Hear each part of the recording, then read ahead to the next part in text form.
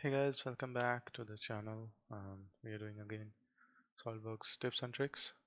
In today's tutorial, I will show you how you can switch one of the features from one side or to other side, or let's say from one plane to other plane.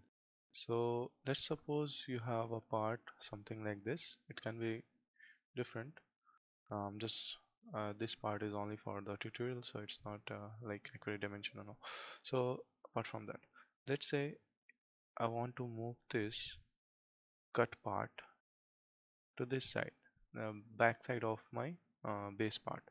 So how you can do is, this is my sketch for the base, so I want the sketch for my cut.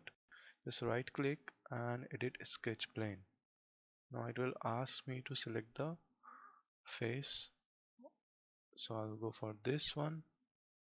Okay, it will show an error because if you click on a cut extrude and if you click and go for edit feature, so you can see the cut is going in the previous direction as it was from this side.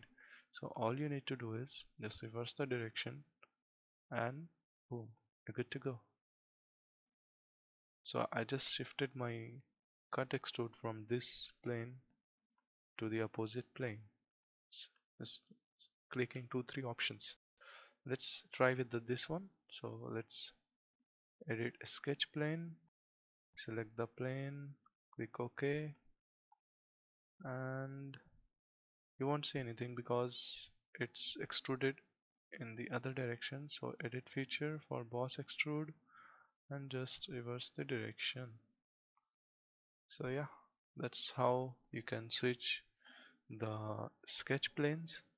It could be useful because in the traditional way you have to delete the sketch and then you have to go back to this face and draw the sketch and do the pocket. So that is basically a time taking option. That can also be done, but it's more time taking.